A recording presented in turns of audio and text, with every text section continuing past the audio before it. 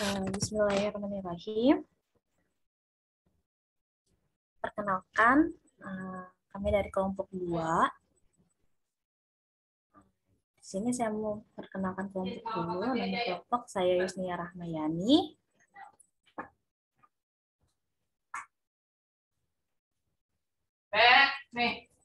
Ada Gita Amelia dan Siti Fatimah.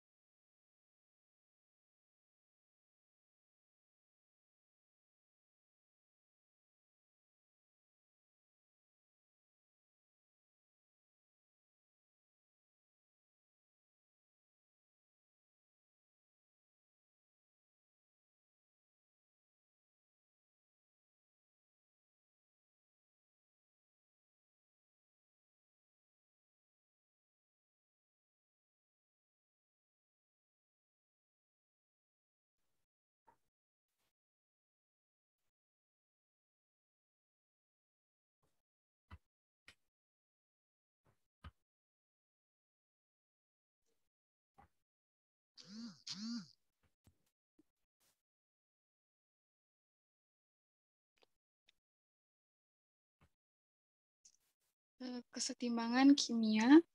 Di kesetimbangan kimia adalah keadaan saat kedua reaktan dan produk hadir dalam konsentrasi yang tidak memiliki kecenderungan lebih lanjut untuk berubah seiring berjalannya waktu. Keadaan kesetimbangan kimia ini tidak dapat dipengaruhi oleh adanya penambahan katalis meskipun terdapat perbedaan waktu untuk mencapai keadaan yang seimbang. Secara reaksi kimianya, reaksi kesetimbangan juga dibagi menjadi dua, yaitu kesetimbangan statis dan kesetimbangan dinamis. Di kesetimbangan statis terjadi ketika semua gaya yang bekerja pada objek bersifat seimbang, yaitu tidak ada gaya yang dihasilkan. Sedangkan di keseimbangan dinamis diperoleh ketika semua gaya yang bekerja pada objek bersifat seimbang, tapi objeknya sendiri bergerak. Ada dari padatan ke konsentrasi molarnya tetap. Dapat dihitung dari densitas dan massa molar, bebas dari jumlahnya. Yang kedua ada konsentrasi padatan murni atau cairan murni tidak dimasukkan saat menulis persamaan kesetimbangan untuk kesetimbangan heterogen.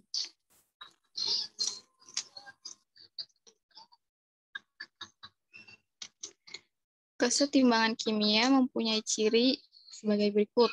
Yang pertama, hanya terjadi dalam wadah tertutup pada suhu dan tekanan. Yang kedua, ada reaksinya berlangsung terus-menerus dalam dua arah yang berlawanan. Yang ketiga ada laju reaksi maju reaktan dan reaksi maju reaktan sama dengan laju reaksi balik. Yang keempat, ada konsentrasi produk dan reaktan tetap.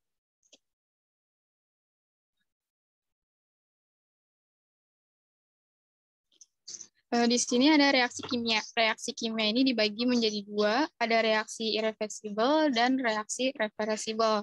Yang pertama, reaksi irreversible, yaitu reaksi yang berlangsung dari arah reaktan ke produk atau ke arah kanan ke kiri. Produk tidak dapat bereaksi kembali menjadi zat-zat asalnya.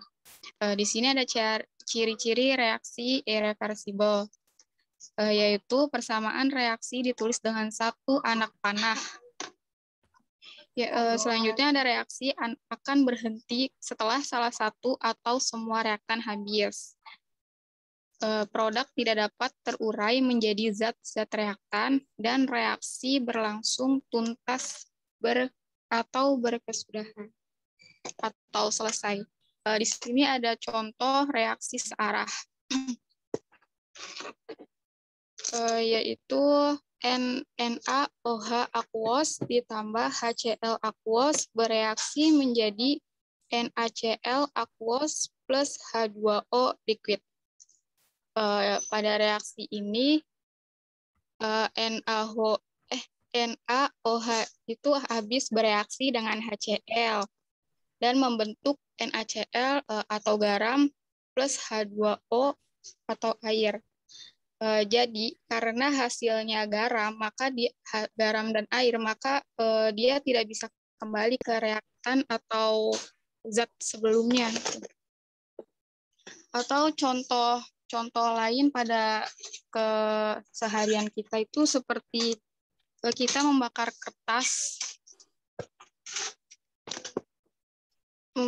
yang tidak dapat menjadi kertas lagi gitu. Next. Yang kedua ada reaksi reversible, reaksi dua arah atau reversible, yaitu reaksi yang dapat berlangsung dari reaktan ke produk dan juga sebaliknya dari produk ke reaktan. Pada reaksi reversible, zat-zat hasil reaksi pada saat bereaksi kembali menjadi zat pereaksi. Misalnya dalam peristiwa merebus air dengan panci tertutup atau es batu. Dari awal es batu kan awalnya cair, terus dibekukan jadi padat. Nah, kalau didiamkan di luar dia jadi cair lagi. Itu kan dia dari reaktan ke produk dan dari produk ke reaktan. Nah, di sini ada ciri-ciri reaksi dua arah. Yang pertama itu ada persamaan reaksi ditulis dengan buah anak panah dengan arah berlawanan. Yang kedua ada reaksi ke arah produk tersebut, reaksi maju. Reaksi ke arah reaktan disebut reaksi balik. Di sini ada contohnya. Ini contoh amoniak. Ada N2 gas plus 3H2 gas bereaksi 2NH3 gas dan sebaliknya. N2 gas ini bereaksi dengan 3H2 gas membentuk 2NH3 gas. Apabila produk NH3 semakin bertambah, maka pada saat bersamaan NH3 akan mengurai kembali menjadi N2 dan H2. Next.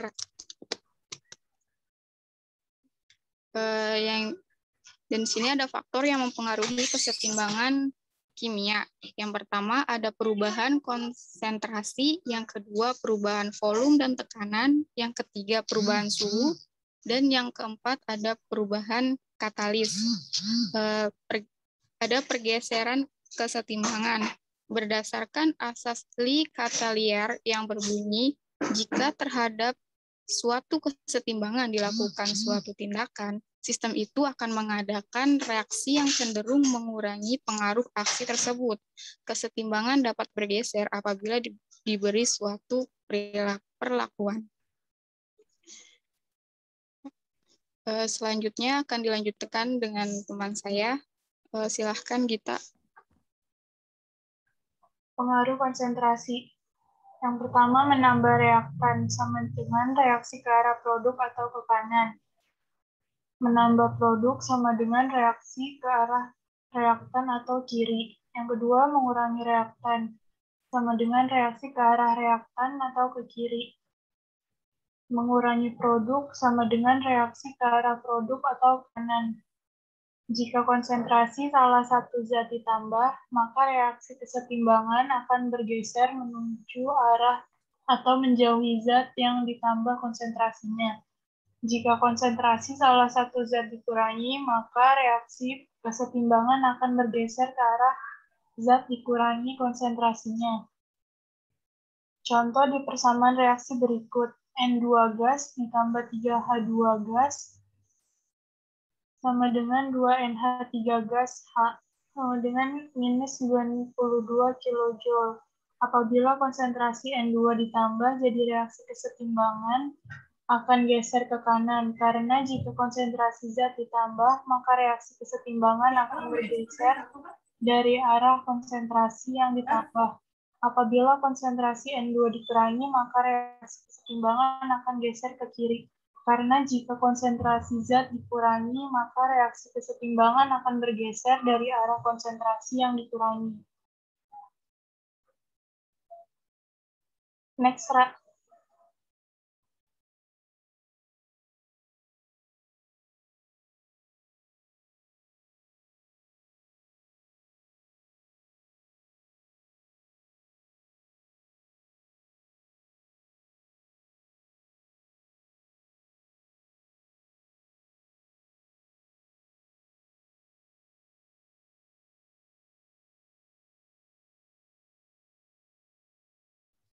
Pengaruh tekanan dan volume.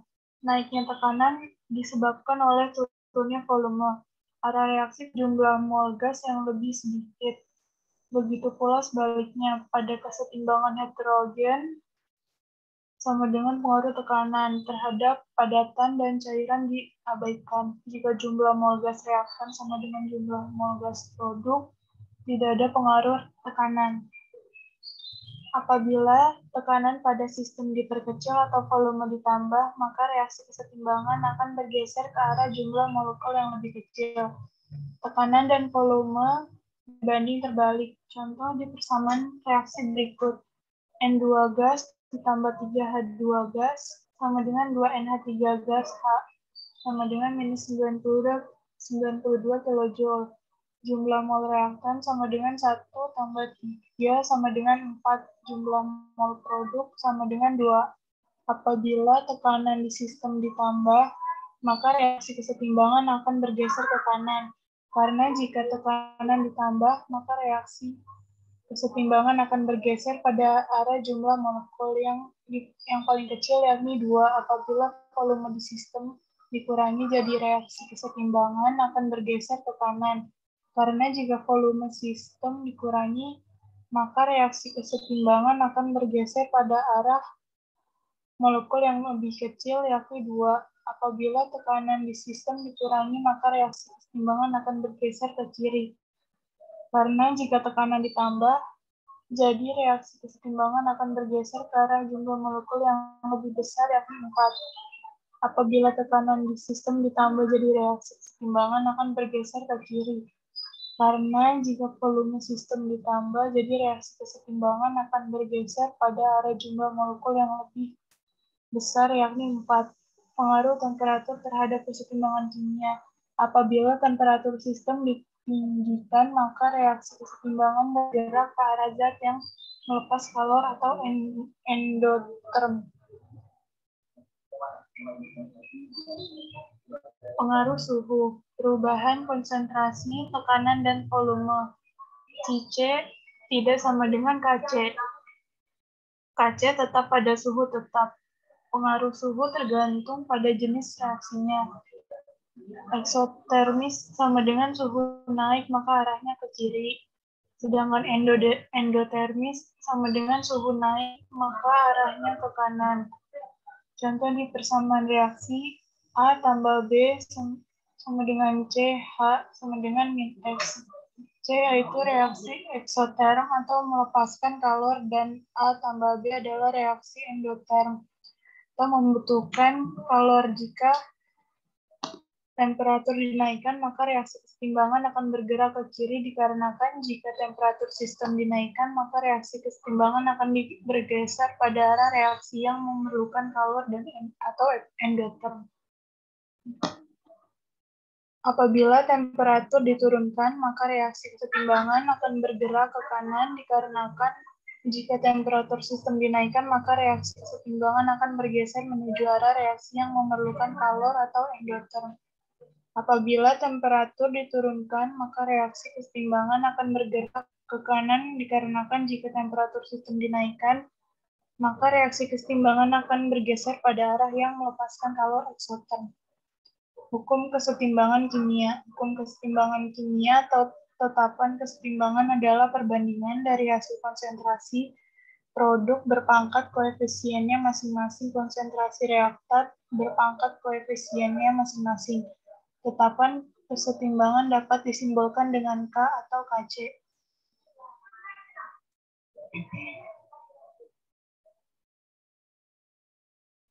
Pengaruh katalis. Katalis berpengaruh pada energi aktivasi atau menurunkannya. Tidak ada perubahan pada konsentrasi. Faktor yang mempengaruhi reaksi dengan adanya katalis sama dengan tidak ada katalis. Berikut ini faktor yang mempengaruhi kesetimbangan. Gangguan konsentrasi menambah reaktan. Arah reaksinya pembentukan produk. Efek terhadap nilai K-nya tidak ada. Yang kedua, gangguan mengurangi reaktan. Arah reaksinya pembentukan reaktan. Efek terhadap nilai K-nya tidak ada. Yang ketiga, gangguan menambah produk. Arah reaksinya pembentukan reaktan. Efek terhadap nilai K-nya tidak ada. Yang keempat, gangguan mengurangi produk, arah reaksinya pembentukan produk, efek terhadap nilai K-nya tidak ada. Yang kelima, gangguan tekanan volume memperbesar P atau memperkecil V. Arah reaksinya pembentukan gas dengan jumlah mol lebih sedikit, efek terhadap nilai K-nya tidak ada. Yang keenam, gangguan memperkecil P atau memperbesar V. Arah reaksinya pembentukan gas dengan jumlah mol lebih banyak. Efek terhadap nilai K-nya tidak ada. Yang ketujuh, gangguan memperbesar P atau menambah gas inert tanpa perubahan V. Arah reaksinya tidak ada. Konsentrasi tidak berubah. Efek terhadap nilai K-nya tidak ada. Yang kedelapan, gangguan temperatur menaikkan T, arah reaksinya penyerapan kalor. Efek terhadap nilai K-nya meningkat jika delta H lebih besar dari 0, menurun jika delta H lebih kecil dari 0. Yang 9, gangguan menurunkan T, arah reaksi pelepasan kalor. Efek terhadap nilai K meningkat jika delta H lebih kecil dari O, menurun jika delta H lebih besar dari O. Yang ke-10 ada gangguan katalis menambahkan katalis. Arah reaksinya tidak berubah atau reaksi lebih cepat mencapai kesetimbangan. Efek terhadap nilai K-nya tidak ada.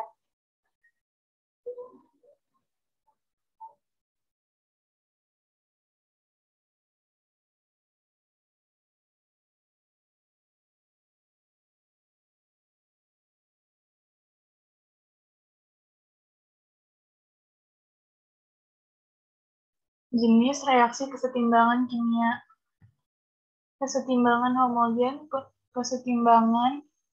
homogen yaitu kesetimbangan kimia yang di dalamnya terdapat satu wujud zat, misalnya gas atau larutan. Contohnya N2 gas ditambah 3H2 gas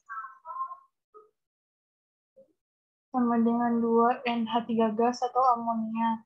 2SO3 gas, 2SO2 gas tambah O2 gas. 2 HCl gas ditambah 12O2 gas, H2O gas ditambah Cl2 gas.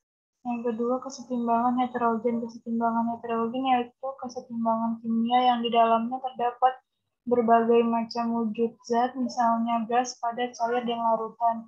Contoh, C tambah H2O gas, CO gas tambah H2 gas, 2NaHCO3, Na2CO3 ditambah H2O liquid tambah CO2 gas, HCO min gas ditambah H2O liquid, CO3 2 gas ditambah H3O tambah gas, Ag ditambah aquos ditambah Fe2 ditambah aquos sama dengan Ag ditambah Fe3 tambah aquos. Selanjutnya akan dilanjutkan teman saya, Yusnia.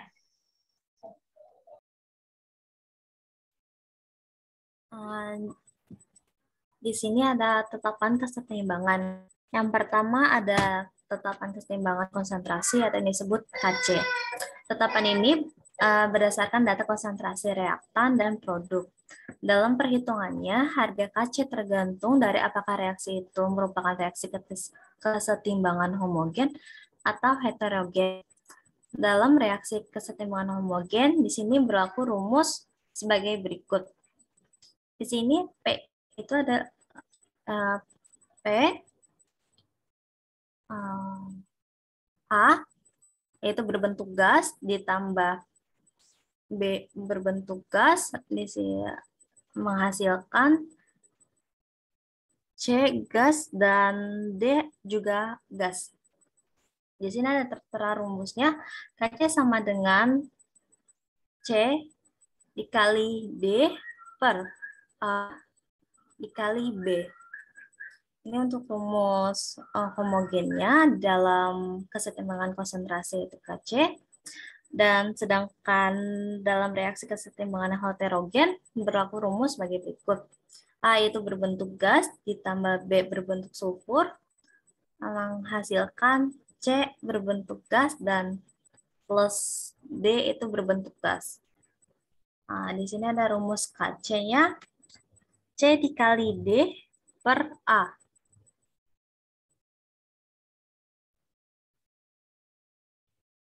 Menilai tingkat reaksi. Nilai KC besar yaitu lebih dari 10 pangkat 3. Yaitu produk menonjol dibandingkan reaktan, reaksi mengarah hampir ke sempurna, dan posisi reaksi yaitu ke arah kanan. Untuk nilai KC kecil yaitu kurang dari 10 pangkat 3. Yaitu reaktan menonjol dibandingkan produk, reaksi sulit tidak mendahului, dan posisi reaksi ke arah kiri. Yaitu 10 pangkat 3 kurang dari KC kurang dari 10 pangkat 3 10 aksen 3 kurang dari KC kurang dari 10 pangkat 3, dan ada jumlah cukup besar dari reaktan dan produk.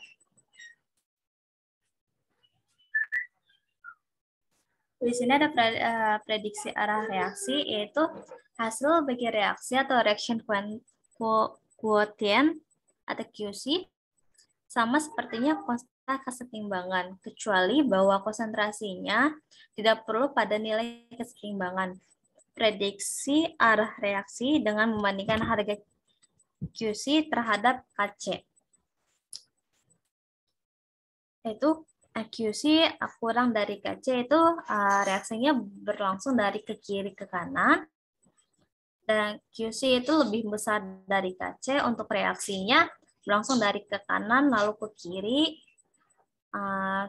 QC sama dengan KC, yaitu reaksi pada kesetimbangan.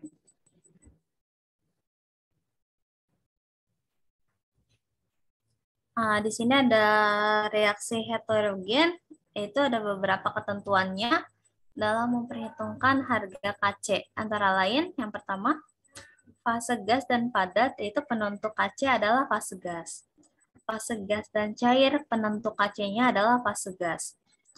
Fase padat dan larutan, penentunya itu Kc adalah fase gas. Dan yang terakhir, fase gas, cair, dan padat, penentu Kc-nya itu fase gas.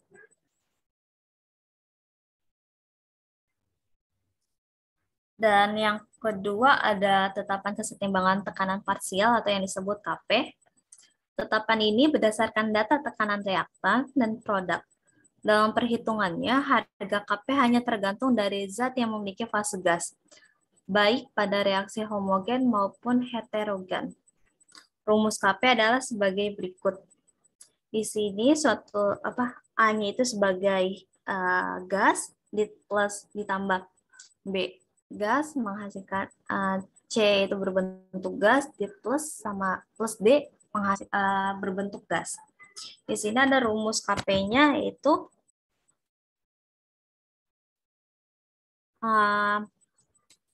C dikali D per A dikali B, di mana PA itu tekanan parsial zat A, yang PB itu tekanan parsial zat B, PC tekanan parsial zat C, dan PD itu adalah tekanan parsial zat D. Di sini atau yang lebih di sini ada rumus lagi, yaitu P kecil sama dengan mol zat A per mol total dikali P total. Berarti mol zat A itu mol zat yang berbentuk gas per mol total gasnya dikali P itu tekanan dari total tekanan parsialnya. Dari perhitungan Kc dan Kp di atas terdapat hubungan di antara keduanya. Hal tersebut diperoleh berdasarkan persamaan gas ideal di mana P kali V sama dengan N kali R kali T, yaitu P sama dengan N per V dikali R dikali T sama dengan P menghasilkan P sama dengan M kali R kali T. Jadi berdasarkan reaksi kesetimbangan berikut, yaitu A berbentuk gas plus B berbentuk gas menghasilkan C berbentuk gas dan D menghasilkan berbentuk gas, yaitu diperoleh sebagai ini. Kp sama dengan C kali R kali T dikali D kali R kali T per A kali R kali T dan dikali B kali R kali T. Ada juga Kp sama dengan C kali D buka kurung R kali T per A kali B kali R kali T.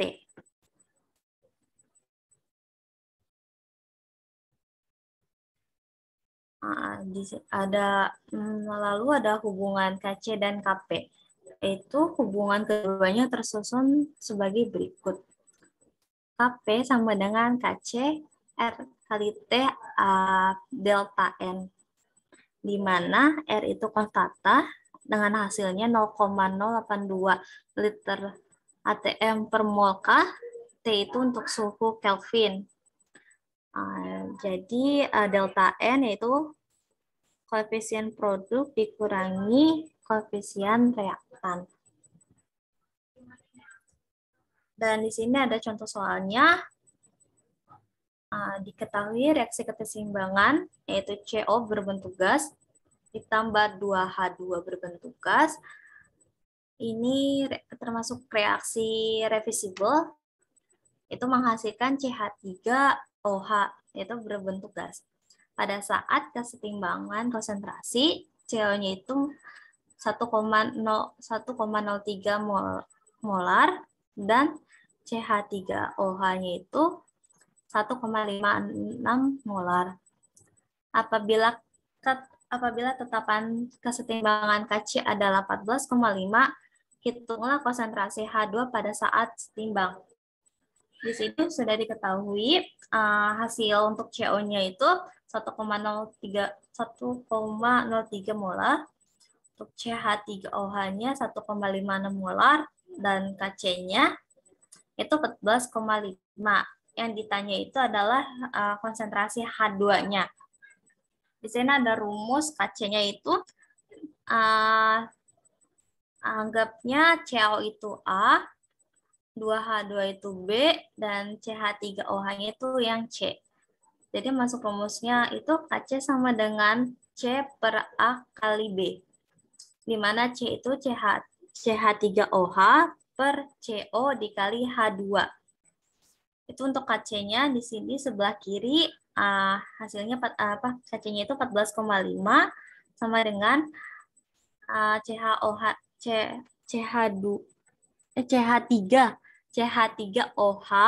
itu 1,56 per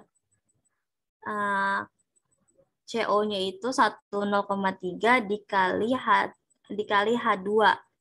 H2-nya itu pindah ruas ke arah kiri. Dan di sini turunnya lagi 1,56 dibagi 1,03 dikali 14,5. Jadi yang Kc-nya itu pindah ke kanan. Lalu H2-nya masih tetap di posisi kiri. Hasil 1,56 dibagi 1,03 dikali 14,5 itu 0,104. Lalu H2-nya masih posisi kiri sama dengan akar dari karena dia berpangkat karena dia H2-nya itu berpangkat pindah ruas ke arah kanan jadinya berbentuk akar yaitu akar 0,104 yaitu hasilnya 0,322 molar. Jadi sudah diketahui konsentrasi H2 adalah 0,322 molar.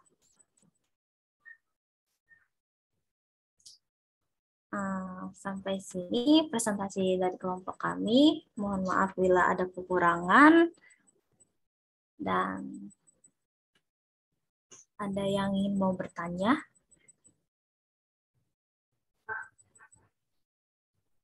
Ya, silahkan yang mau bertanya. Ibu izin tanya, Bu. Ya, silahkan. Tadi kan disebut tentang kesetimbangan reaksi ya, Bu.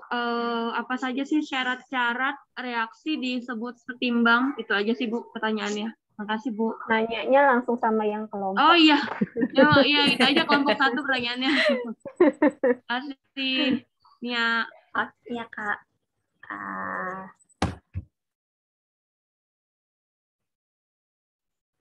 Oke.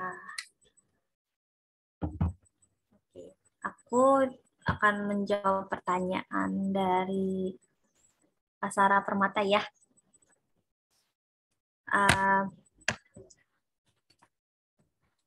Syarat-syarat untuk reaksi kesetimbangan ya, Kak. Di sini ada itu yang pertama reaksinya bolak-balik. Terus yang kedua itu sistemnya tertutup dan yang ketiga adalah bersifat dinamis. Jadi untuk syarat-syarat reaksi kesetimbangan itu ada 3. Jadi harus reaksinya bisa bolak-balik, bersifatnya dinamis, dan reaksinya sistemnya tertutup. Terima kasih, Nia. Sama-sama, Kakak.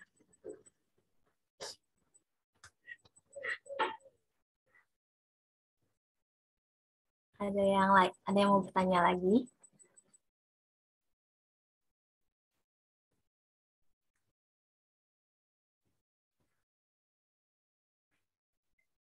Ayo, satu lagi. Nggak ada. Kalau nggak ada, pustakanya mana ya, Mbak? Apanya, Bu? Pustaka. Pustaka. Daftar Iya. pustakanya. Iya, referensinya. Kan kalau kamu mau buat presentasi gini, materinya nggak mungkin dong kalimat kamu sendiri, ya kan? Pasti kamu ada buku rujukan yang kamu gunakan. Nah, ini kamu lihatnya dari mana? Itu harusnya ada, kan? Oh, Kan setiap presentasi saya selalu mengingatkan, kan? Ya, nggak itu. Nggak bikin, ya. Bu. Nggak bikin gimana ceritanya ya. Jadi ini terakhir kali saya mengingatkan kembali ya. Jadi kalau setiap yang namanya presentasi itu harus ada daftar pustaka. Ya harus ada referensi. Buku rujukan kamu lihatnya di mana. Ya jadi kalau tidak ada referensinya kan artinya dianggapnya ini kalimat kamu seperti itu ya. Jadi ini udah dikirim belum? Belum ya? Belum ke Ibu. Belum aku kirim. Nanti tolong dilengkapi dulu ya. Oke. Kamu lihatnya dari mana? Lihatnya dari mana, Mbak? Di Google. Iya apa? Kan banyak tuh bentuk jurnal kah, buku kah, e-book atau apa? Lebih ke Ya, e-book sih. Kalau blog nggak boleh ya. Oke. Jadi lihatnya dari mana kamu? Ke e-book, Bu. PDF gitu. E-book. Iya. E-book buku apa? Buku kimia dasar kah atau apa? Buku kimia dasar. Di sini ada beberapa aku masukin sih. Kalau e-book itu kan biasanya buku ya, buku-buku. Ya, kadang ada beberapa aku masukin yang dari sini, Bu.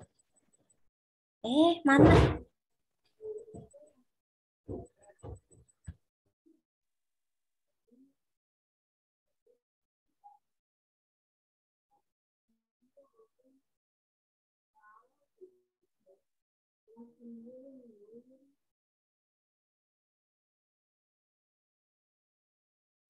Ada beberapa dari yang buku kimia dasar yang ini, ada yang juga yang dari buku yang dari Google, Bu. Yang mana, Mbak? Ditunjukin ya? Boleh, coba lihat. Gimana buku? Aduh. Soalnya kamu bilangnya tadi buku yang ini, kalau yang ini kan artinya kamu menunjukkan, kan? Nanti aja pas bikin daftar pustakanya aja. Ya, coba lihat dulu, kan kamu udah bilang ini, berarti buka dong. Aduh, mana ya?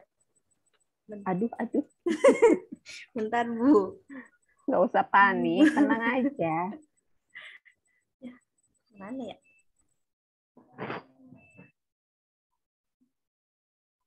Ibu mau tanya, Bu, yang masalah presentasi. Tadi kalau misalkan saya buatnya kayak dari tempat-tempat yang kayak les online, kayak Kuiper, Zenius, itu boleh gak, Bu, sumber dahpusnya? Kalau itu berarti blog ya? Kayak website itu sih, Bu, bukan blog. Terus ada yang guru pendidikan, jadi emang mereka kayak nge-share materi gitu, Bu, lengkap. Nah, biasanya kan ada pustakanya juga tuh dari pembahasan yang mereka tulis di sana. Nah, di bawahnya itu kan suka ada pustakanya ya. Biasanya kalau yang itu tuh harusnya ada pustakanya lagi. Oh, berarti kalau misalkan ada pustakanya lagi, dahpusnya dari situ aja ya, Bu? Iya. Tapi kalau nggak ada, berarti pakai link. Kalau bisa malah kamu dari pustaka yang ada di sana, itu kamu buka dulu. Benar atau tidak sumbernya dari sana. Gitu. Makasih ya, Bu. Tapi kalau tidak ada referensi, itu diragukan ya. Kayak jurnal-jurnal aja kan itu banyak tuh, pustakanya pasti selalu ada. Kalau misalkan kayak dari kita nonton dari YouTube gitu, Bu, kayak ngerangkum gitu gimana, Bu? Kayak ada dari guru gitu-gitu, kita ngerangkum dari situ boleh, Bu? Boleh, tapi tetap harus dituliskan ya.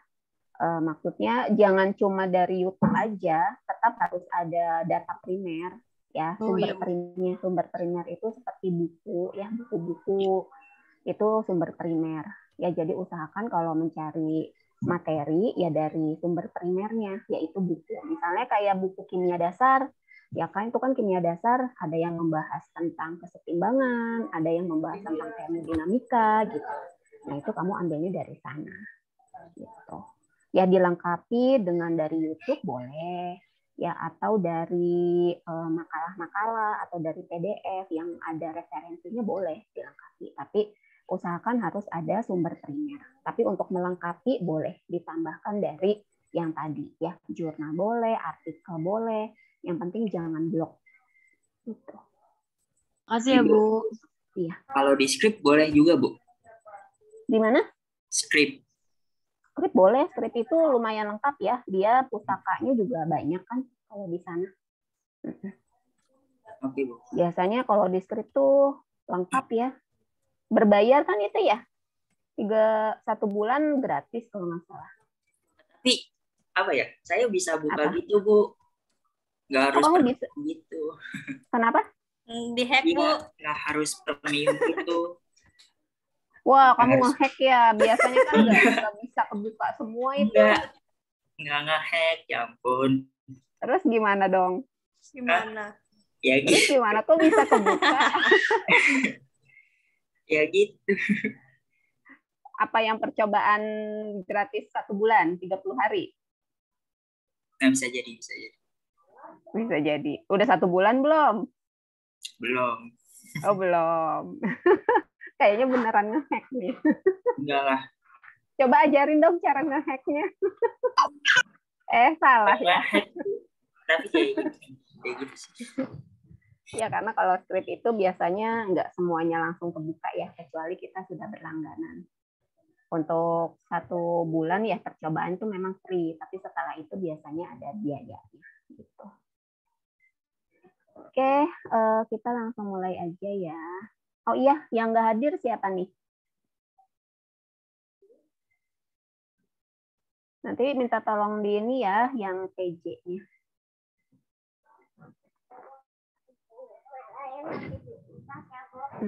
Tapi yang pakai sejadah.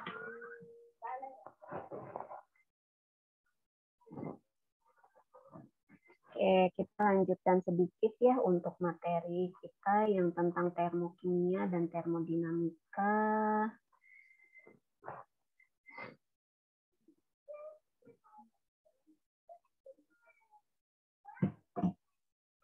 Ini yang mana boxnya Pak Iam? Ya. Nah, ini kemarin kan kita sudah bahas tentang termodinamika dan termokimia ya. Masih ingat nggak kemarin termodinamika itu apa sih? Mereview sedikit. Mbak Fatima, saya kayak baru ngeliat deh. Emang kelas ini ya, Mbak Fatima?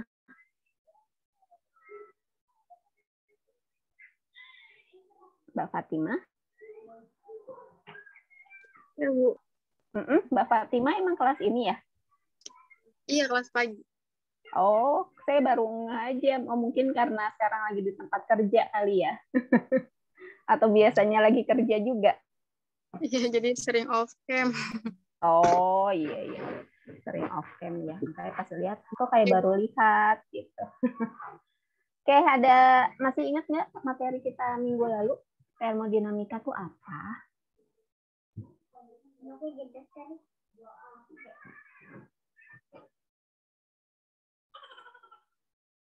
Mbak Putri apa Mbak Putri? Mbak Putri Lestari.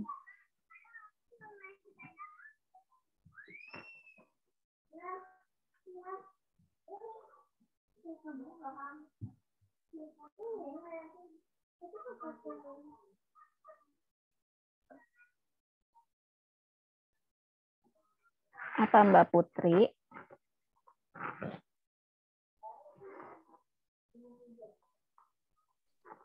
Perubahan energi panas, Bu, berubah menjadi energi lain. Perubahan energi ya, atau perubahan kalor, ya kan? Peristiwa perubahan kalor dari panas menjadi dingin, misalnya seperti itu ya. Nah, kalau termokimia sendiri bagaimana?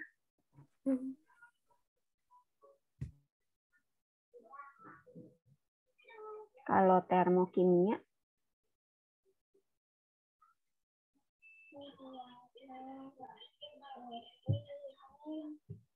Kalau termokimia itu adalah cabang ilmu kimia yang mempelajari energi yang menyertai perubahan fisika atau reaksi kimia. Nah, jadi bedanya sama termodinamika gimana? Kalau termodinamika itu kan perubahan dari panas ke energi lain. Tapi kalau termokimia itu perubahan fisika, perubahan cabang kimia yang mempelajari energi. Bingung jadi. Bingung ya. Ayo, ada yang bisa? Jadi bedanya antara termodinamika dengan termokimia apa sih?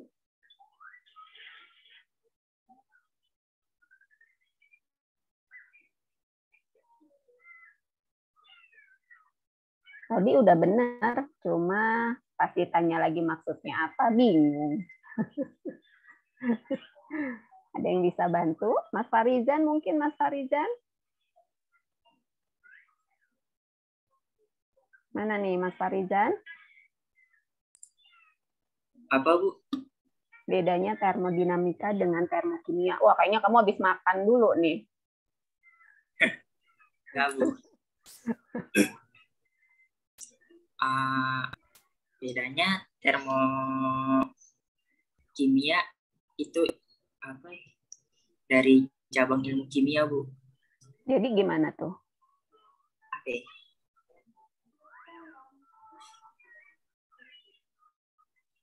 Apa ya?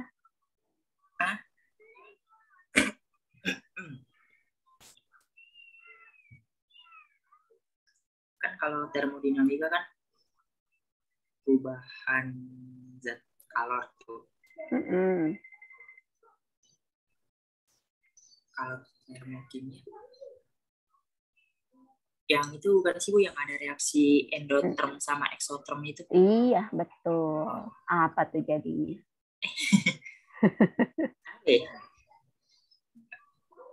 Itu yang kayak perpindahan panas dari apa sih? Yang di dalam keluar itu. Nah, kalau reaksi endoterm sama eksoterm, berarti dia berhubungan dengan apa? Lingkungan. Lingkungan. Selain itu, namanya juga reaksi ya. Kalau reaksi itu dia terdiri dari apa sih? Di dalam suatu persamaan reaksi.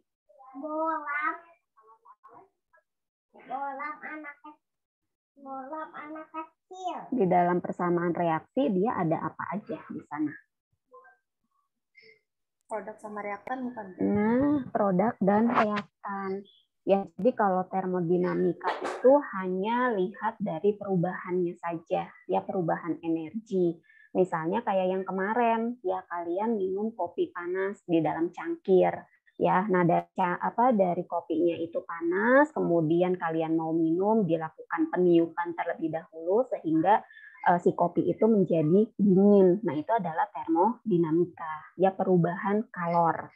Ya, tapi kalau termokimia di dalam kopinya itu tuh kenapa dia bisa menjadi dingin gitu ya? Atau ada zat-zat apa saja yang ada di sana? Nah, itu masuknya adalah ke dalam termokimia. Makanya kalau termokimia itu kan berhubungan dengan reaksi kimia yang terjadi di dalam termodinamika. Gitu ya. Jadi termokimia itu ya saling berhubungan dengan termodinamika. Cuma kalau termodinamika itu hanya berdasarkan fisik ya kalau seperti itu. Karena kan kita melihat dari panas ke dingin gitu ya. Tapi kalau misalnya termokimia ya berhubungan dengan reaksi kimia. Kalau reaksi kimia berarti kan berhubungan dengan reaktan dan produk. Ya, seperti itu. Nah, termodinamika dan termokimia di sini berhubungan dengan kalor. Ya, nah untuk ini kemarin udah belum sih? Yang ini udah, kita ulang sedikit ya. Jadi di sini ada yang disebut dengan kalorimeter. Ya, kalorimeter ini adalah kalor yang digunakan untuk mengukur kalor yang terlibat di dalam suatu reaksi. Ya, jadi kalau kita mau mengukur panas gitu ya, dengan menggunakan apa? Ya, kalau misalnya hanya di dalam kopi atau di dalam minuman teh, mungkin kita bisa dengan menggunakan seperti termometer. Ya, tapi kalau misalnya mau mengukur suatu zat atau senyawa yang lebih dari itu, maka kita bisa menggunakan alat ya untuk mengukur kalor dari campuran tersebut. Nah, untuk mengukur kalornya ini itu bisa dengan menggunakan dua macam. Yang pertama adalah kalorimeter boom sama kalorimeter sederhana. Ya, jadi kalor itu bisa diukur. Ya, berapa sih kalor yang dilepaskan? Ya, berapa kalor yang dibutuhkan? Nah, ini bisa dengan menggunakan kalorimeter boom ataupun kalorimeter sederhana. Nah, sekarang kalorimeter boom. Ya, jadi kalorimeter boom adalah alat yang digunakan untuk mengukur jumlah kalor atau nilai kalor yang dibebaskan pada pembakaran sempurna atau dalam O2 berlebih suatu senyawa, bahan makanan, bahan bakar, atau khusus digunakan untuk menentukan kalor dari reaksi-reaksi pembakaran. Kalorimeter ini terdiri dari sebuah bom, ya, tempat berlangsungnya reaksi pembakaran, terbentuk dari bahan stainless steel dan diisi dengan oksigen, gas oksigen pada tekanan tinggi, dan sejumlah air yang dibatasi dengan wadah yang kedap panas. Ya, jadi alat kalorimeter boom ini dia terbuatnya dari stainless steel, ya, dan alatnya ini memang dirancang sedemikian rupa sehingga dia kedap, ya, baik kedap udara ataupun kedap panas. Karena kalau misalnya alatnya tidak dirancang dia kedap, gitu ya, berarti untuk mengukur kalornya itu akan sulit. Ya, namanya juga kita mau mengukur kalor. Ya, berapa banyak kalor yang dilepaskan dari hasil proses pembakaran, ya, maka alat yang dibuat pun dia harus kedap, ya, kedap udara ataupun kedap panas, ya. Tapi di sini tetap harus dibantu dengan tekanan, ya, karena kalau misalnya nggak dibantu dengan tekanan, si senyawa ataupun bahan yang akan kita ukur kalornya ini, gitu ya, dia tidak akan terjadi proses pembakaran. Jadi kalau untuk kalorimeter boom, memang prinsipnya dia pada reaksi pembakaran, ya, bukan reaksi pembentukan, ya, beda. Kan macam-macam entalpi itu ada entalpi pembentukan, ada entalpi pembakaran, ya, kemudian ada yang disosiasi, ya, nanti dilihat lagi di materi yang slide sebelumnya.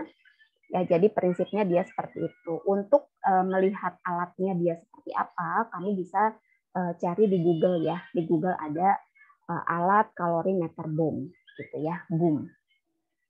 Nah, sejumlah sampel, jadi ini proses memasukkan sampel, ya, ke dalam kalorimeter boom. Jadi sejumlah sampel yang akan kita ukur kalornya ditempatkan pada tabung beroksigen yang tercelup di dalam medium penyerap kalor atau kalorimeter, dan sampel akan terbakar oleh api listrik dari kawat logam terpasang dalam tabung. Reaksi pembakaran yang terjadi di dalam boom akan menghasilkan kalor dan diserap oleh air dan boom. Oleh karena itu, tidak ada kalor yang terbuang ke lingkungan. Ya, jadi ingat, alat yang dibuat itu memang dirancang dia kedap panas, ya, sehingga ketika terjadi ledakan, gitu ya, oleh tekanan yang tinggi, si kalor ini dapat diukur berapa banyak kalor yang dilepaskan tadi. Nah, untuk mengukur kalor dengan menggunakan kalorimeter boom, maka keluarlah rumus, ya, Q reaksi atau kalor reaksi sama dengan min Q air ditambah dengan Q boom. Ya, jumlah kalor yang diserap oleh air dapat dihitung dengan rumus Q air sama dengan M dikali C dikali delta T. Ya, ini rumusnya masih berhubungan dengan yang minggu lalu. Nah, ini ada keterangan dari rumus di sini, di mana M ini adalah massa air dalam kalorimeter, kemudian C ini adalah kalor jenis air dalam kalorimeter dalam satuan joule per gram derajat Celcius atau joule per gram Kelvin. Kemudian delta T di sini adalah perubahan suhu, ya, dengan satuan bisa Celcius ataupun Kelvin.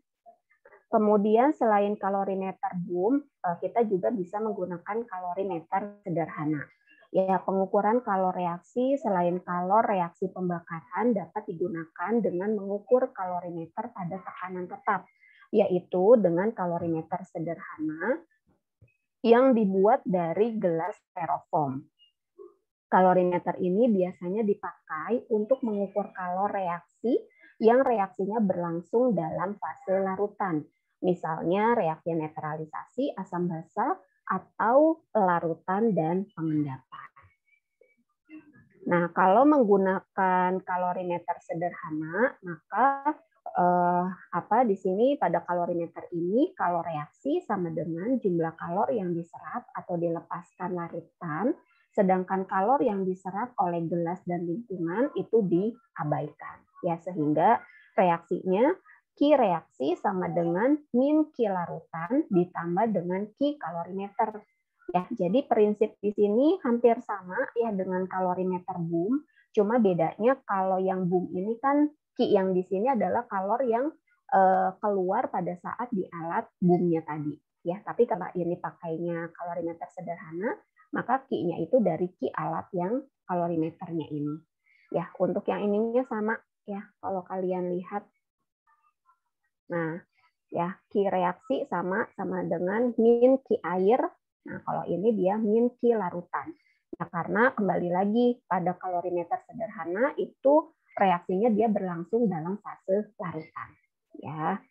Kemudian Q kalorimeter sama dengan C kalorimeter dikali dengan delta T, di mana C kalorimeter adalah kapasitas kalor kalorimeter dan delta T adalah perubahan suhu. Ya. Kemudian jika harga kapasitas kalor kalorimeter sangat kecil, maka dapat diabaikan sehingga perubahan kalor dapat dianggap hanya berakibat pada kenaikan suhu larutan dalam kalorimeter. Q reaksi sama dengan min Q larutan. Ya, Q larutan sama dengan M kali C kali delta T. Ya, sama aja. Ini juga rumusnya kan sama ya. M adalah massa larutan dalam kalorimeter, C-nya adalah kalor jenis larutan dalam kalorimeter, delta T adalah perubahan suhu. Pada kalorimeter ini reaksi berlangsung pada tekanan tetap. Ya, jadi bedanya antara kalorimeter yang boom dengan kalorimeter sederhana. Kalau kalorimeter boom, dia tekanannya itu tekanan tinggi ya. Jadi kalau mau menggunakan alat tersebut maka harus diberikan tekanan. Ya, tapi kalau untuk yang kalorimeter sederhana, ini dia tekanannya tekanan tetap. Ya, tekanan tetap itu berarti tekanannya adalah 0.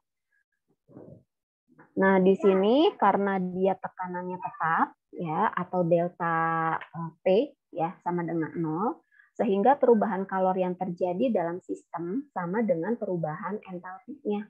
Ya, jadi delta entalpi sama dengan Q ya atau kalor pada tekanan. Ya, jadi dia sama.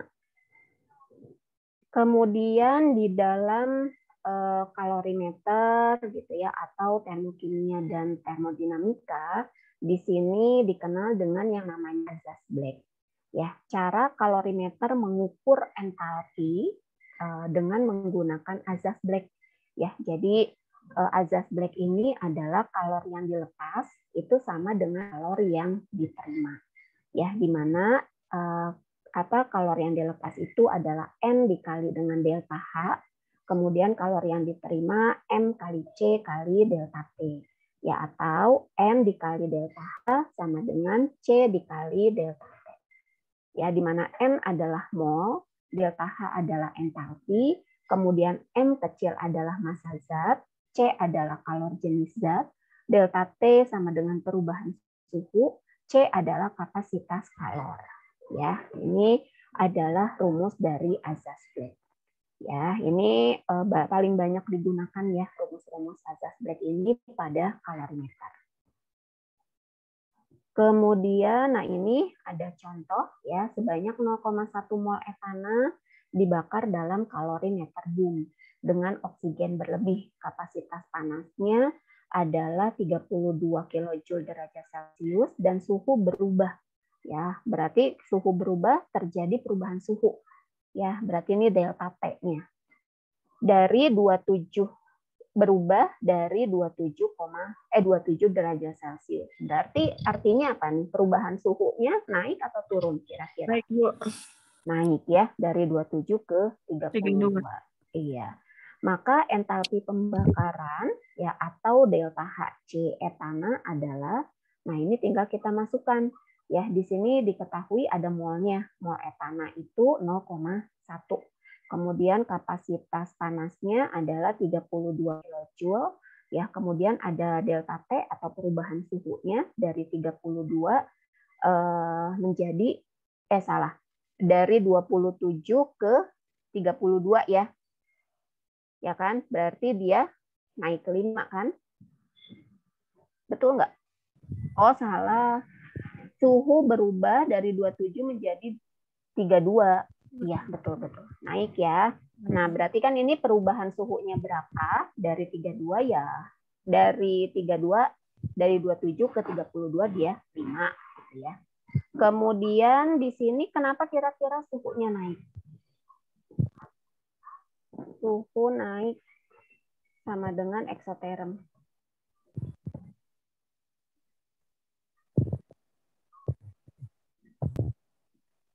Ya tadi ya, suhu naik. Kenapa? Karena suhunya berubah dari 27 ke 32. Berarti kan terjadi kenaikan suhu.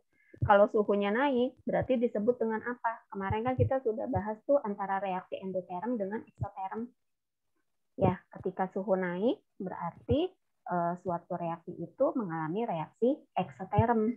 Ya kan, kalau reaksi eksoterm berarti entalpinya dia nilainya adalah negatif. Ya enggak? Iya enggak atau iya bukan? Kalau endoterm kebalikannya ya. Kalau endoterm dia suhunya turun. Ya, maka entalpinya menjadi positif, ya.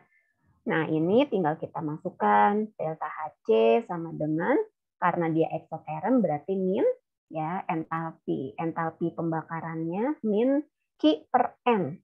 Ya, di mana Q itu adalah C dikali delta T per M. Nah, ini tinggal kita masukkan. Ya, tinggal kita masukkan. C-nya itu kan tadi 32 dikali dengan delta T ini berarti perubahan suhunya dia 5. Ya, kemudian dibagi dengan N. N ini adalah molnya 0,1. Iya, jadi min 160 dibagi 0,1 maka hasilnya adalah min 1600 kJ per mol. Iya. Nah, ini kalau ini kira-kira gimana? Jika arang atau karbon dibakar dengan oksigen menjadi gas karbon dioksida, akan dilepaskan kalor sebesar 393,5 kJ per mol. Tuliskan persamaan termokimianya dan diagram energinya. Nah, persamaan termokimianya, tulis persamaan termokimianya, berarti persamaan.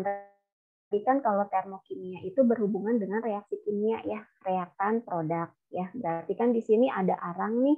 Arang itu berarti karbon C ya, dia dibakar dengan oksigen. Berarti karbon ditambah dengan O2 ini akan menghasilkan karbon dioksida.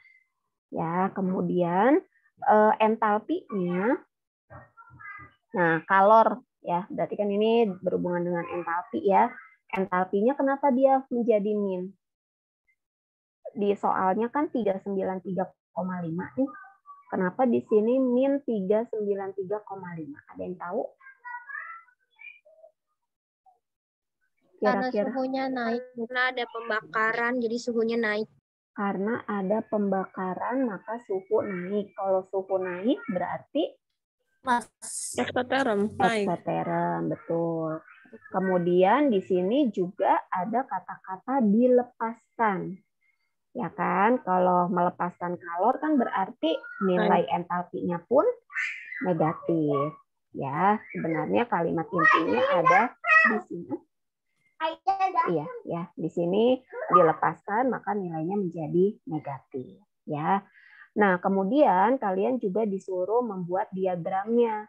Ya, berarti nanti tinggal kalian buat sesuai dengan yang sudah saya bahas sebelumnya. Karena ini eksoterm, ya kan? Betul sekali tadi ada terjadi reaksi pembakaran, maka suhunya menjadi naik ya. Berarti kalau suhunya naik, berarti kan entalpinya menjadi negatif ya. Maka diagramnya bentuknya seperti ini. Ya, ini adalah nilai entalpinya. Kemudian ini ada produk dan reaktan. Reaktannya itu berarti yang atas ya. Kemudian ketika dia menjadi produk ini mengalami penurunan. Ya. Kemudian nah ini ada lagi contoh soalnya, silakan nanti kalian baca saja ya. Kalau ini kan sudah menggunakan rumus. Nah, ada lagi hukum Hess selain Azaz-Black ada hukum Hess. Ya, jadi kalau hukum Hess, pengukuran perubahan entalpi suatu reaksi kadangkala tidak dapat ditentukan langsung dengan kalorimeter. Misalnya, penentuan perubahan entalpi pembentukan standar. Ya, jadi kalau Azaz-Black itu digunakan kalau kita menggunakan kalorimeter. Nah, sedangkan perubahan entalpi itu tidak selalu bisa diukur dengan kalorimeter. Ya, jadi kalau mengukur entalpinya itu menggunakan kalorimeter, maka kita menggunakannya adalah Azaz-Black. Ya, tapi kalau pengukuran entalpinya ini atau perubahan entalpinya ini diukur tidak menggunakan kalorimeter, maka menggunakannya adalah hukum Hess. Ya, jadi bedanya itu Azaz-Black dengan hukum Hess. Kalau Azaz-Black berarti menggunakan kalorimeter, kalau hukum Hess tidak. Ya. Nah, di sini bunyinya adalah perubahan entalpi suatu reaksi hanya tergantung pada keadaan awal atau zat-zat reaksi dan keadaan akhir atau zat-zat hasil reaksi dari suatu reaksi dan tidak tergantung pada jalannya reaksi. Ya, di mana rumus yang dapat dipakai adalah entalpi reaksi sama dengan entalpi 1 ditambah entalpi 2. Nah, ini maksudnya adalah tergantung dari si zat-zat reaksi dan zat-zat hasil reaksi atau tergantung dari reaktan dan produknya. Gitu ya. Ini juga nanti kalau memang di dalam suatu persamaan reaksinya itu panjang gitu ya, ada beberapa zat, ya berarti nanti di sini nggak hanya cuma delta H1 tambah delta H2 gitu ya. Di sini masih ada titik-titik ya, tergantung dari persamaan reaksinya. Kemudian di sini berdasarkan hukum Hess, penentuan entalpi dapat dilakukan melalui 3 cara. Ya, ada perubahan entalpi suatu reaksi dihitung melalui penjumlahan dari perubahan entalpi beberapa reaksi yang berhubungan. Kemudian perubahan entalpi suatu reaksi dihitung berdasarkan selisih entalpi pembentukan antara produk dan reaktan. Kemudian perubahan entalpi suatu reaksi dihitung berdasarkan data energi ikatan. Nah, sekarang penggunaan dari hukum Hess seperti ini. Jadi ini juga bisa membedakan ya ketika misalnya ada suatu soal atau ada suatu pertanyaan, ini kalian bisa membedakan ya, kalau hukum Hess biasanya soal-soalnya itu terdiri dari reaksi-reaksi kimia seperti ini ya, persamaan reaksi kimia. Tapi kalau Azaz-Black tadi itu kan soalnya dia soal cerita gitu ya. Misalnya kayak etana, kemudian dilakukan pembakaran ya, seperti yang tadi itu soal-soal yang ini. Nah, kalau ini dia menggunakan Azaz-Black nih biasanya. Ya, ini juga seperti itu. Soal-soal cerita ada angka-angkanya gitu ya. Tapi kalau hukum Hess biasanya cirinya seperti ini. Ya, jadi diketahui reaksi ada karbon ditambah O2 menjadi CO2. Di mana nilai entalpinya adalah min 94. Kemudian H2 ditambah O2 menjadi H2O, entalpinya adalah min 136. Kemudian C ditambah H2 menjadi C3H8, entalpinya adalah min 24. Nah, tentukan entalpi pada reaksi C3H8 ditambah 5O2 menjadi 3CO2 plus 4H2O. Nah, kalau dia seperti ini pasti dia menggunakan hukum Hess. Ya, jadi dari tipe soal aja sebenarnya itu sudah bisa kita lihat gitu ya perbedaan antara penggunaan Azaz-Black dengan hukum Hess. Seperti itu.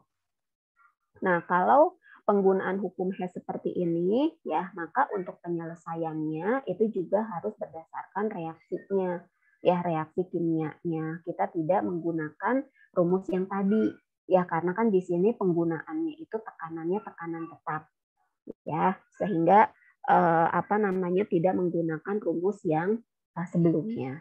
Nah, kalau seperti ini, berarti ini kalian harus menyelesaikan satu-satu dulu. Ya, ini kan berarti ada 3 persamaan reaksi. Nah, ini persamaan reaksi yang pertama, ini yang kedua, kemudian ini yang ketiga. Ya, ini kita harus selesaikan satu-satu dulu, ya. Persamaan reaksi yang pertama berarti ini kan. Nah, persamaan reaksi yang pertama ini. Persamaan reaksi yang pertama itu harus kita sesuaikan dengan perintah soalnya, ya. Jadi dari persamaan reaksi pertama ini kita disuruh menentukan delta H pada reaksi yang ada di bawah ini, gitu. Nah, langkahnya adalah kalian harus melihat zat yang sama antara persamaan reaksi yang pertama dengan yang ditanyakan. Ya, misalnya di sini persamaan reaksi pertama kan ada C. Ya, ada C. Kemudian kita lihat yang ditanyakan ini persamaan reaksinya dia ada C tidak? Ada C-nya enggak? Yang hanya C doang ya. Kalau C-nya digabung C3H8 ini kan C juga nih. Ini C, ini C. Ini yang cuma C aja. Ada enggak? Yang cuma C saja.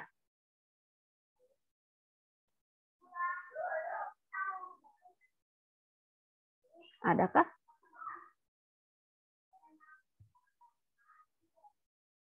Fokusnya ke sini ya, persamaan reaksi yang pertama ini. Nah, ini kita samakan atau kita sesuaikan dengan persamaan reaksi yang diminta. Nah, ini. Kita lihat satu-satu. Di sini ada C. Ya, sedangkan di yang diminta, dia ada C nggak? Nggak ada, Bu. Nggak ada. Kalau dia tidak ada, maka ini tidak bisa dijadikan sebagai patokan nanti. Ya, patokan itu apa? Nah, yang untuk dimasukkan ke sini. Yang nantinya si reaksi itu apakah dia harus dikali 3, dikali 2, seperti itu. Ya, berarti karena dia si C ini tidak ada di persamaan reaksi yang diminta, ya berarti ini kita tidak bisa menjadikan patokannya. Ya, yang ini nggak bisa. Sekarang O2. O2 ada nggak? Ada, Bu. Ada. O2 ada. Di sini ada, ya. Di sini juga ada. Oke. Sekarang selain O2 ada CO2 juga. CO2 ini, ya. Reaksi yang diminta ada nggak CO2-nya? Ada, Bu. Ada. Nah, kalau di dalam satu persamaan reaksi ada 2, ya, yang sama dengan persamaan reaksi yang diminta, maka kamu harus memilih yang paling spesial dari kedua zat tersebut. Ya, artinya yang paling spesial, ya berarti kamu harus membandingkan dengan persamaan reaksi yang kedua dan yang ketiga, persamaan reaksi yang lainnya. Apakah di persamaan reaksi yang kedua O2-nya ini ada? Kalau memang dia ada, berarti ini jangan kita pakai. Ya, misalnya ini ada O2, terus di persamaan reaksi kedua kan ada O2 juga. Ya, terus di persamaan reaksi ketiga ada nggak? Nggak ada. Tapi kan di sini dia ada yang menyamakan di persamaan reaksi kedua. Ya, berarti ini kita tidak pakai yang O2-nya. Ya, artinya bukan O2 ini nggak dipakai terus dihilangkan ya, bukan. Ya, tapi nanti nih untuk menjadi patokan di sini untuk menyelesaikan persamaan reaksinya. Ya, kemudian CO2. Nah, CO2 di persamaan reaksi kedua sama ketiga ada nggak? Coba kalian cek. Persamaan reaksi kedua ada CO2-nya nggak? Nggak ada, Bu. Nggak ada. Yang ketiga? Nggak ada. Nggak ada. Ya, karena dia tidak ada, maka CO2 inilah yang paling spesial. Ya. Nah, kalau kalian sudah menentukan yang spesialnya, ya baru kita turunkan nih di sini. Nah, ini reaksi yang pertama. Ya, ini kita turunkan lagi tuh kayak tadi ya. C, kemudian O2 ya sama CO2-nya. Nah, kemudian ini dapat 3-nya ini dari mana, Bu? Yang tadi ya. Ini kan kita harus mencari yang paling spesial adalah untuk menyamakan persamaan reaksinya dengan persamaan reaksi yang diminta. Ya, sekarang kita lihat nih CO2 yang di persamaan reaksi pertama dia jumlahnya 1. Ya, koefisiennya 1. Terus CO2 yang ada di reaksi yang ada di persamaan reaksi yang diminta dia 3. Nah, kalau seperti ini untuk menyamakannya maka kita harus mengalikan 3. Ya, biar sama antara persamaan reaksi pertama dengan yang diminta.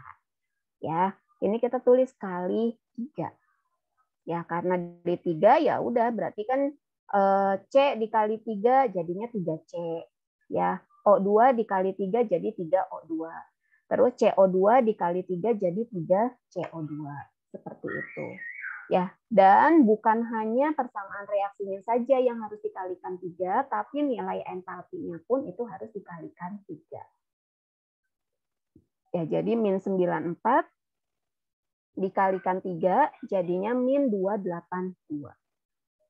Ya, terus sekarang kita persamaan reaksi pertama. Persamaan reaksi kedua juga sama seperti itu. Kita harus mencari yang spesial. Ya, kita bandingkan dengan reaksi yang diminta. Ya, sekarang H2. H2 ada nggak di dalam reaksi yang diminta? Adakah H2?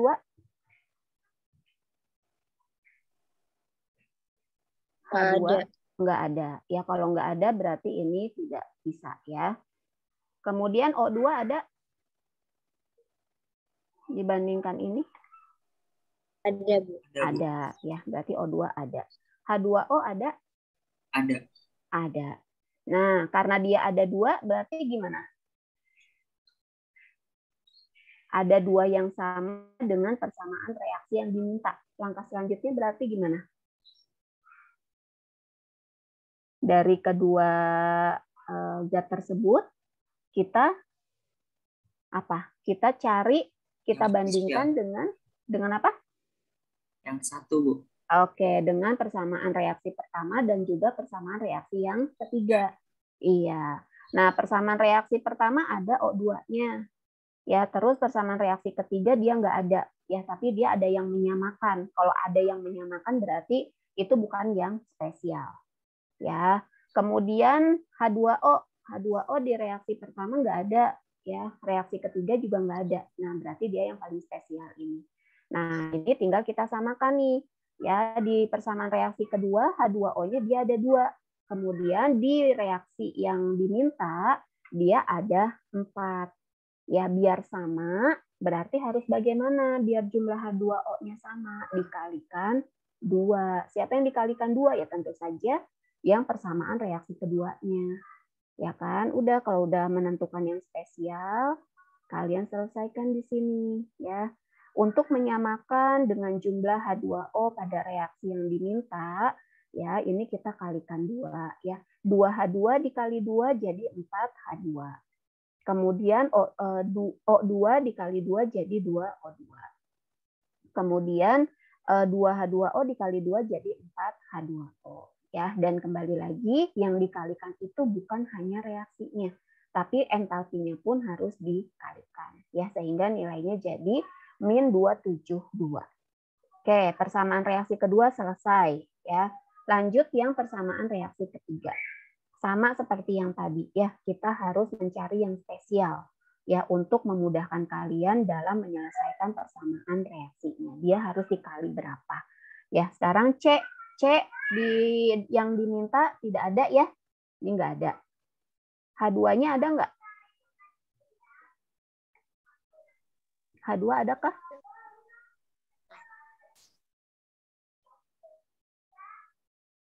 Ada nggak? Ayo, nggak ada ya. Ini nggak ada juga. Yang C3H8-nya? Ada. Ada ya. Oke, ini ada. Karena dia cuma satu, ya udah pasti dia yang paling spesial ya. Nah, ini baru kita lanjutkan menyelesaikannya ya. Kemudian sekarang kita lihat nih, C3H8 ini jumlahnya 1, ini juga 1 ya. Berarti dia jumlahnya sudah sama. Cuma ternyata posisinya dia berbeda. Ya, kalau yang lain ya, misalnya kayak yang persamaan reaksi pertama nih, CO2-nya di sebelah kanan. Yang diminta pun dia di sebelah kanan. Oh, dia udah sama nih, udah sesuai. Kemudian H2O ini di sebelah kanan, ini juga sebelah kanan. Dia udah sesuai. Nah, sekarang yang persamaan reaksi ketiga, ternyata dia posisinya berbeda. Ya, yang persamaan reaksi ketiga itu C3H8-nya adanya di kanan, sedangkan yang diminta C3H8-nya itu ada di kiri. Nah, karena dia ada di kiri, berarti yang di sini itu akan harus menyesuaikan dengan persamaan reaksi yang diminta. Berarti dia berubah posisi nih. Ya, si C3H8-nya berubah posisi menjadi di sebelah kiri. Karena dia berubah posisi, maka nilai entalpinya akan berubah. Yang tadinya negatif menjadi positif. Ya, seperti itu. Nah, di sini karena jumlah C3H8-nya sama, ya 1, berarti dia tidak harus disamakan lagi. Makanya di sini tidak ada kali nih. Kali 3, kali 2 nggak ada. Karena dia jumlahnya sudah sama-sama 1. Ya, udah. Ini tinggal kalian turunkan aja. Tinggal dirubah posisinya. C3H8 menjadi 3C plus 4H2. Nah, ini entalpinya. Dia berubahnya di sini. Ya, yang tadinya negatif menjadi positif. Kalau udah seperti ini selesai, kemudian kita samakan ya. Kalau ada zat yang sama bagian sebelah kiri dengan sebelah kanan, maka itu harus dikeluarkan ya. Contohnya di sebelah kiri ya, ini ada 3C ya. Kemudian di bagian sebelah kanan ini juga ada nih 3C. Berarti ini harus kita nih coret nih habis. Nah, ini coret, dia habis. Tapi kalau misalnya di sebelah kiri dia 3C, di sebelah kanan 4C. Ya, berarti yang ini kita coret nih 3C. Ya, kemudian sisanya ya kanan dan kirinya itu harus sama. Ya, kalau ini 3C-nya hilang, dilepas atau dibuang, berarti yang sebelah kanan pun harus melepaskan 3C. Ya, berarti di sini C-nya itu sisa 1 lagi. Seperti itu. Ya, jadi setelah kalian menyelesaikan persamaan reaksinya, langkah selanjutnya adalah membuang bagian yang sama. Ya, kalau dia jumlahnya sama, ya berarti kanan kiri buang semua. Ya, tapi kalau misalnya bagian sebelah kiri lebih sedikit dengan bagian yang sebelah kanan, maka kita harus buang dengan jumlah yang lebih sedikit. Ya, misalnya kayak tadi, sebelah kiri 3C, sebelah kanan 4C. Ya, sebelah kiri kita buang nih 3C, ya, buang. Berarti yang kanan pun harus dibuang 3C. Berarti sisa C-nya itu adalah 1 lagi. Seperti itu, ya. Kemudian ini H2, ya. H2 sebelah kiri ada, sebelah kanan juga ada. Nah, ini kebetulan dia jumlahnya sama-sama 4H2, 4H2. Ini berarti hapus nih, kita buang. Nah, berarti yang lain udah nggak ada lagi yang sama, ya. Tinggal kita turunkan. Ya, nih C3H8 ditambah, oh nih CO2 ya. O2 bagian sebelah kiri ini ada 3O2 sama 2O2. Nah, ini berarti dia bertambah jumlahnya. 3O2 ditambah 2O2 menjadi 5O2. Menjadi 3CO2 plus 4H2O. Ya. Kemudian tinggal kalian tambahkan nih entalpinya semua. Ini dia positif di sini ya, artinya dijumlah. Begitupun untuk persamaan-persamaan reaksinya. Jadi, kalau posisinya sama, posisi sama, zatnya sama, maka jumlahnya dia akan bertambah. Ya, tapi kalau posisinya berbeda, kiri dengan kanan, maka itu harus disamakan. Cara menyamakannya adalah membuang bagian yang lebih sedikit. Seperti itu. Ya, jadi selesai hasil dari entalpi ya dengan persamaan reaksi C3H8 ditambah 5O2 menjadi 3CO2 dan 4H2O adalah min 530 kJ. Seperti itu. Ya. Jadi ini adalah cara mencari entalpi dengan menggunakan hukum Hess ya yang tidak menggunakan kalorimeter. Seperti itu. Oke. Ada yang mau ditanyakan? Ini kita belum masuk ke ini. Kita sampai jam berapa? 11.20, Bu.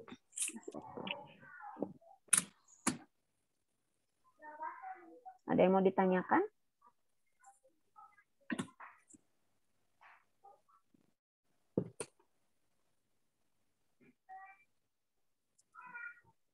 Tidak ada. Oke, kita stop share dulu ya. Kemudian nih kita bahas sedikit dulu untuk kesetimbangan kimianya ya. Nah, ini. Nah, ini untuk di BAP-nya silahkan kalian screenshot yang ini nanti ya. Kalau materi yang termodinamika berarti masuknya dilaporkannya di minggu kemarin ya. Oke, langkah selanjutnya. Apa materi selanjutnya tentang kesetimbangan kimia dalam fase gas. Tadi kesetimbangan itu artinya apa?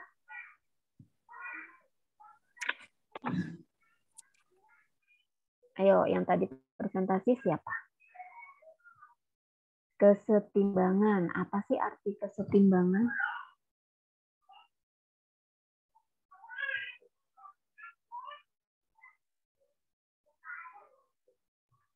Kesetimbangan. Apa kesetimbangan?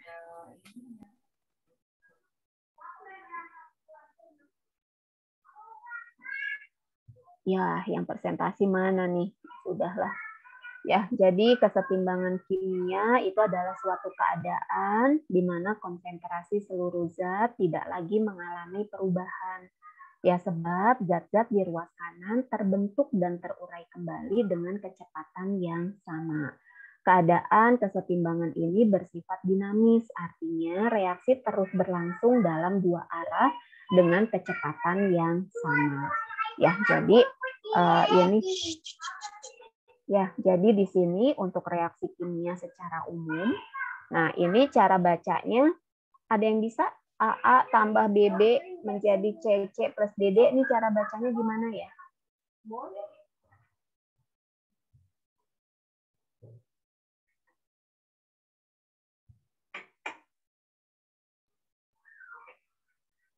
Ayo, tadi yang presentasi juga salah nih cara bacanya.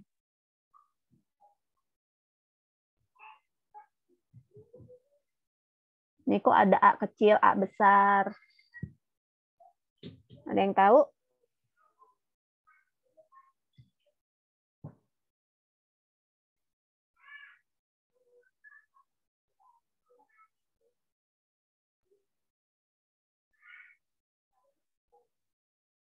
Yo, yang tadi presentasi mana nih?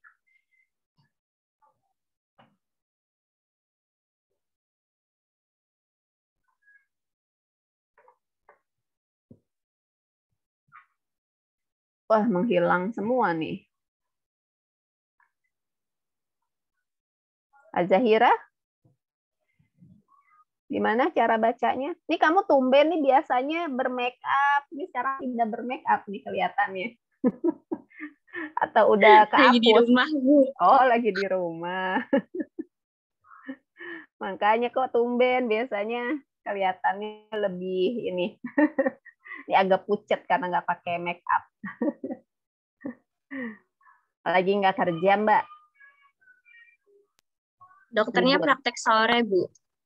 Oh, kalau kamu datang berarti tergantung praktek dokternya.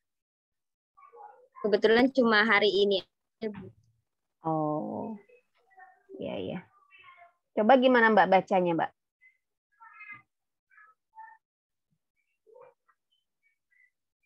A yang kecil itu koefisien, bukan, Bu? Oke, betul. Jadi gimana? Lanjutin. Koefisien A ditambah dengan koefisien B menghasilkan koefisien C plus koefisien D. Iya, ya. Jangan lupa zatnya disebutin, zat A gitu ya. Ya, nah cara bacanya gitu ya. Tadi yang presentasi siapa tuh? Mbak siapa tadi? Arania ya. Ya, jadi ini koefisien zat A ditambah dengan koefisien zat B gitu. Jadi bukan A-nya ini nggak disebutin ya, jangan. A ini juga punya arti ya. Kenapa dia dibedakan ada A kecil sama A besar? Yaitu untuk membedakan antara koefisien dengan zatnya. Ya, nah di sini jika A dan B dicampurkan bersama suatu keadaan di mana kecepatan reaksi pada kedua arah sama dan tidak menghasilkan perubahan sistem lebih lanjut. Nah, ini dinamakan dengan kesetimbangan. Ya. Kemudian tadi dikatakan ya di dalam kesetimbangan kimia itu dia sifatnya adalah dinamis, artinya reaksi tersebut berlangsung terus-menerus ya dalam dua arah dengan kecepatan yang sama. Ya, nah ini adalah kesetimbangan dinamis. Kalau kesetimbangan dinamis itu keadaan di mana laju reaksi ke kanan atau pembentukan hasil reaksi sama besar ya dengan reaksi ke kiri atau pembentukan kembali reaksi. Pada kondisi ini secara makroskopis tidak terjadi perubahan, tetapi secara mikroskopis reaksi terus berlangsung. Ya, jadi di dalam kesetimbangan itu memang kita tidak bisa melihat secara kasat mata ya apa yang terjadi di dalam suatu larutan. Nah, misalnya kayak NaCl deh, ya kan? Misalnya Na ditambah Cl menjadi NaCl. Nah, itu kan kita hanya melihat dia menjadi misalnya larutan bening gitu ya. Cuma kita nggak bisa melihat tuh zat Na yang kecilnya itu atau si Cl yang kecilnya itu kita tidak bisa melihat dengan panca indera kita langsung ya. Tapi harus dibantu dengan alat yang namanya mikroskop ya. Jadi kalau secara makroskopis ya tidak terjadi perubahan apa-apa di dalam suatu persamaan reaksi. Tapi ketika dilihat dengan mikros gitu ya, itu baru bisa terlihat ya. Dan terlihatnya pun bukan ada tulisan gitu ya, Na tambah Cl. Nah, tulisannya jadi ada N sama A-nya, enggak ya, tapi zatnya atau reaksi yang jadi di sana. Nah, ciri-ciri kesetimbangan dinamis, reaksi berlangsung terus-menerus dengan arah yang berlawanan. Kemudian terjadi pada ruang tertutup, suhu dan tekanan tetap. Laju reaksi pembentukan produk sama dengan laju reaksi pembentukan zat reaksi ya, karena tadi antara laju reaksi bagian sebelah kiri itu sama besar dengan yang sebelah kanan ya. Tidak terjadi perubahan makroskopis yaitu perubahan yang dapat dilihat, tetapi terjadi perubahan mikroskopis yaitu perubahan tingkat partikel atau tidak dapat dilihat. Setiap komponennya dia tetap ada ya, dia tetap ada. Cuma kita tidak bisa melihat secara kasat mata. Nah, ini di dalam kesetimbangan itu ada yang disebut dengan reaksi satu arah. Reaksi satu arah disebut dengan irreversible. Pada peristiwa reaksi satu arah, zat-zat hasil reaksi tidak dapat bereaksi kembali membentuk zat reaksi. Ya, ciri-ciri reaksi satu arah adalah reaksi ditulis dengan satu anak panah. Reaksi berlangsung satu arah dari kiri ke kanan. Zat hasil reaksi tidak dapat dikembalikan seperti zat mula-mula. Reaksi baru berhenti apabila salah satu atau semua reaksian habis. Ya, jadi ciri khas dari reaksi satu arah adalah mungkin kalau kalian pernah memperhatikan gitu ya, ada tulisan persamaan reaksi ya, misalnya Na ditambah Cl menjadi NaCl. Terus ada juga yang menuliskan panahnya ini bulak-balik. Ada yang panahnya ke kanan, terus ada panahnya yang ke kiri. Nah, ini bukan maunya kita gitu ya. Saya maunya panahnya bulak-balik. Saya maunya cuma satu arah aja, tidak seperti itu. Ya, jadi ada aturannya. Ya, di mana kalau yang panahnya hanya satu, ini disebut dengan reaksi irreversible atau reaksi satu arah. Ya, jadi ciri-cirinya ya ini, kalau reaksi satu arah itu reaksinya itu hanya ditulis dengan satu anak panah saja. Reaksi berlangsung satu arah aja dari kiri ke kanan, selalu dari kiri ke kanan, tidak ada kanan ke kiri. Karena kan harus dari reaktan dulu ya. baru menghasilkan suatu produk. Nah, karena dia hanya satu arah, berarti ketika si zat ini sudah menjadi produk, maka produk ini tidak bisa terurai kembali menjadi unsur-unsur penyusunnya, ya. Nah, kemudian reaksi baru berhenti apabila salah satu atau semua reaktannya habis. Ya, ketika si reaktannya itu belum habis, ya dia akan tetap membentuk suatu produk, ya. Itu adalah reaksi irreversible atau reaksi satu arah. Kita sampai reversible dulu ya. Nah, kemudian ada reaksi dua arah atau reaksi reversible. Dapat berlangsung dua arah, artinya zat-zat hasil reaksi dapat saling berinteraksi untuk membentuk zat reaksi kembali. Nah, ciri-cirinya reaksi ditulis dengan dua anak panah yang berlawanan. Nah, ini ya. Jadi kalau ada tanda panahnya bulak-balik seperti ini, nah ini dinamakan dengan reaksi dua arah. Ciri-cirinya itu ya. Kalau reaksi reversible itu ada tanda panah bulak-balik, kemudian reaksi berlangsung dari dua arah, yaitu dari kiri ke kanan dan dari kanan ke kiri. Ya, zat hasil reaksi dapat dikembalikan seperti zat mula-mula. Nah, kalau yang reaksi dua arah ini atau reversible, ketika si zat ini sudah menjadi produk, ya berarti si produk ini bisa terurai kembali menjadi unsur-unsur penyusunnya. Ya, beda dengan yang irreversible tadi. Ya. Kemudian reaksi tidak pernah berhenti karena komponen zat tidak pernah habis. Ya, nah ini ciri-ciri dari reversible.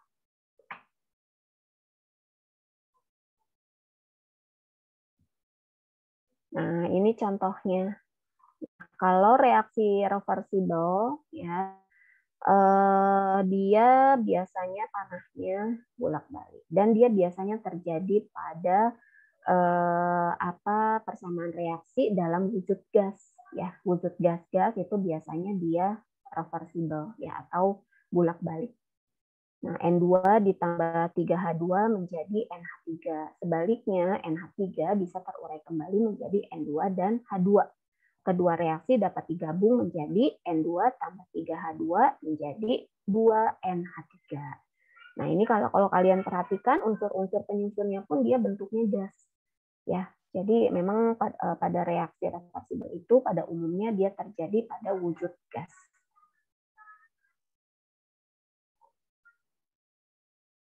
Nah, oke. Ini kita cukupkan dulu ya untuk pertemuan hari ini. Ada yang mau ditanyakan? Ini nanti silakan dibaca ya, nanti materinya saya kirim. Jadi kalau ada saya menanyakan sesuatu tuh kalian bisa langsung jawab gitu ya.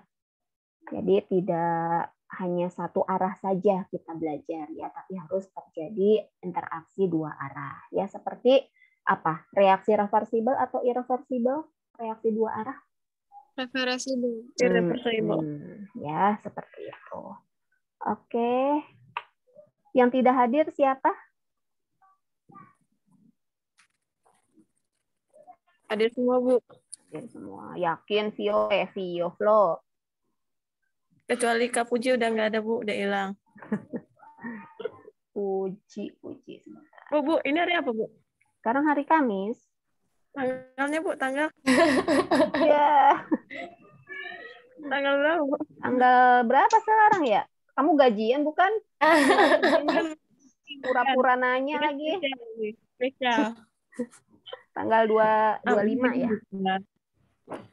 Hari apa, Bu? Gak tahu lihat sendiri. Ini mah nanya balik ke dosen. Dosen yang nanya ya. Ayo, weh. Ih, lama kali. Puji nggak ada ya, Puji ya? Oh, namanya udah nggak ada kok, Puji. Alhamdulillah, Bu, Pujinya. Oke, ya. Sudah saya absen. Cukup ya? Saya mau siap-siap ke kampus soalnya. Kok pada diem, Bu? Ibu. Selamat Hari Guru, Bu. Oh, terima kasih. Selamat Hari Guru, Ibu. Selamat Hari Guru ya, Bu. Doain aja ya, semoga selalu sehat, selalu bisa menginginkan ilmu yang saya punya ke kalian semua. Semoga kalian juga bisa mendapatkan ilmu ya yang sudah diberikan. Amin. Oke, terima kasih banyak. Terima kasih, Bu, telah mengajar kami. Sama-sama. Makasih banyak, saya akhiri ya. Assalamualaikum. Ya. Waalaikumsalam. Terima kasih banyak Ibu. Terima kasih, Bu. Sama-sama. Terima kasih, Bu. Estetik banget nih. Kurang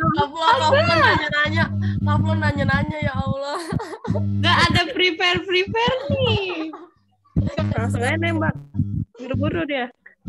Iya, sibuk ibunya. Yaudah guys, bye-bye.